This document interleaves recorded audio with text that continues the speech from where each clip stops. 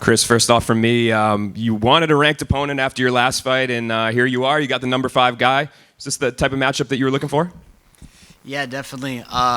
Goiti's definitely been someone who's been on my radar since I joined the organization. So I'm glad that I got this matchup, and I look forward to going out there and asserting myself in the top 5. You had said that you wanted to fight Roger Huerta last fight because you thought it would help build your recognition, but you're, as of right now, you're not ranked yourself. So do you feel like, again, this is just an opportunity for you to kind of build your name and get on people's radars? You've only had, this will be your 7th pro fight. Yeah, I think the rankings are kind of shit, to be honest. At the end of the day, you got to fight all these guys anyway. The only person that matters on that list is the champion. So as long as I keep winning, everything else will play itself out. And the matchup itself, can you break it down for me a little bit? He's a good grappler, you're a good wrestler. Do you think it's that simple, or is there more to this matchup? Yeah, I mean, it's mixed martial arts, right? I'm more than a wrestler. He's more than a high-level jiu-jitsu guy. I think, I know the fight's going to start on the feet, and then from there I'll kind of get to decide where it goes. I have my game plan. I'm sure he has his. It'll just come down to who executes theirs better. And I see you're repping Team USA up there. Any regrets, any itches that, I know you pivoted from the Olympic trials and decided to do MMA instead. Any regrets on that front? Yeah, no regrets, man. I'm in a great position. I'm blessed to be where I'm at. I just rocked the sweater to show support for all my friends that are out there at the Olympic Games trying to do their thing out there and bring home the gold for us. So, good luck to everyone out there. I wish them nothing but the best. We'll be competing, right around the same time, so hopefully I can get the job done and represent for them as well. Hey, Chris. I noticed there are quite a few lightweights on the undercard. Obviously, the champion of your division is fighting at the top of it. He's been at 145 for a minute now. Do you feel like there's a little bit more of a spotlight to let him know on Saturday that, hey, he's still got business up at 155? Yeah, he's been in this featherweight tournament for, I think, a little bit over a year. So there's kind of been some stagnation in the lightweight division. We'll see how this matchup with McKee plays out. I wish both of them nothing but success. But after he handles his business and I handle mine this weekend, then, I hope he's ready to have a quick turnaround because I'm definitely looking to be contending for that belt pretty soon here. Do you think that he gets the job done against AJ? What was that? I'm sorry. Do you think he wins the fight with AJ? Yeah, I don't know. It's another one of those things where they both are more than capable of winning. It's just going to come down to who executes their game plan better. They can both win, and I think AJ has more ways to win. I think Pitbull's going to have to knock him out if he is to pull it off. AJ's long, so if he can keep his distance and keep him at range, maybe tire him out in the first and second round, he can take away some of that zap on his punches, and I think he can get it done. My final question. Obviously, there's going to be quite the crowd in Los Angeles for this fight. What are your thoughts on fighting in front of the fans in this capacity again? Yeah, no, I'm super excited about it. So I was actually supposed to have my debut here at the Forum when I was supposed to debut with Bellator, but my opponent actually backed out the day before weigh-ins.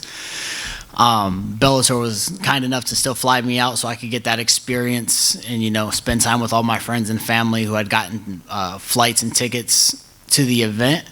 But yeah, no, I'm just looking forward to having the crowd back and putting on the show I didn't get to put on for them when I was supposed to the first go around. You're wearing a Team USA sweatshirt, so I got to ask you about Simone Biles. Obviously that's the big news right now, her pulling out due to mental health issues. I'm curious if that's ever been something you've dealt with, or if you can relate, or what your thoughts are on the reason for her pulling out. We good? Sounds like there might be an Amber Alert. Not funny, but. Yeah, no. You gotta commend her. It takes a really strong-minded person.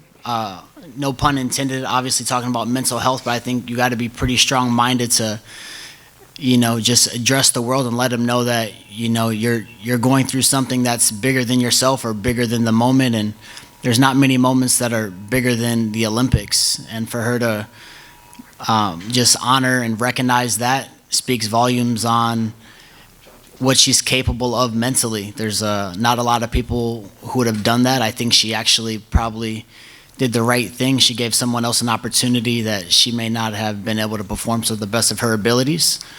As far as personally, I think we all go through stuff mentally. I'd be lying if I said if I've never struggled with anything mentally or physically for that matter.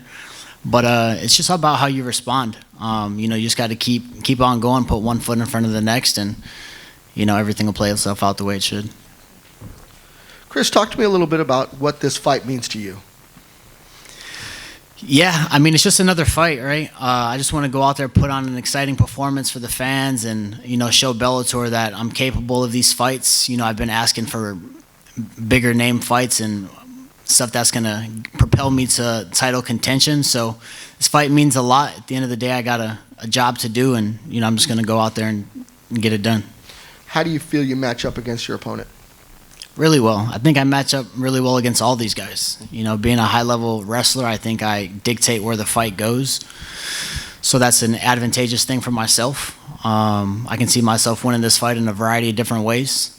So I think I match up really well. Hey, Chris, I was going to ask you, with your wrestling ability and his jiu-jitsu, obviously, is it going to cancel each other out? Are you guys going to bang? Are you going to catch him in transitions? I mean, I don't want you to give away the game plan, but, how are you going to stop that body triangle? And he's obviously going for your neck. Yeah, if you want to body triangle me, go for it. You're just kind of locking me up into a dominant position, in my opinion, and just allows me to do what I want to do, which is get off my ground and pound. I think the biggest thing is just not letting him get one or two moves ahead on the bottom. Just whenever we create some space, take that away and just stick to the game plan. Great, and sorry, back to the mental health issues. How have martial arts and wrestling, and how's that gotten you through the tough times? Especially with COVID this last year, it's been hard on everybody financially. The fight game's been impacted, huge. A lot of gyms have closed. A lot of, every jiu-jitsu gym you go to these days is got paper in the windows. They're just kind of letting people in the back door. What's gotten you through it? Yeah, I grew up just going through adversity, just growing up the way I was brought up. Growing up in Chicago, the South Side, there was never an easy day. And sports honestly just kept me sane. So I don't really know what I would do if I didn't have this. So it's always been my outlet. I was fortunate enough to be one of those fighters who was still able to get a couple fights in last year, even with everything going on. So I think that helped with my mental sanity. But yeah, just staying focused and remembering that, you have that end goal, and just continuing to focus and work towards that just keeps me pretty level-headed. Chris, hi. So as a world-class wrestler, I kind of want to get a grasp on how that transition has been like for you, from going to wrestler, to fighter, essentially. What has that transition been like? Yeah, it's been really smooth. Obviously, the fight starts on your feet, but being a Greco-Roman guy, it's a very similar stance. Your hands are just going to be a little more busy. So it's made everything really easy. I get to dictate where the fight goes, which allowed me to develop, my stand-up game and my jiu-jitsu game, and kind of hid my deficiencies for a little bit. I feel like I'm a really, really well-rounded fighter at this point, so now I'll get to display some new tricks. Were there any challenges that you kind of found along the way? Yeah, I mean, there's a ton of challenges, right? When you come from having so much success as a wrestler, and then you have to learn so many different disciplines, you just got to have that white belt mentality, which is something I always have, even as a wrestler. You can learn something from everyone. But it's just being patient, trusting the process, and believing in your coaches. Thank you, Chris. Appreciate it. All right. Thanks for the time, Chris. Good luck on Saturday.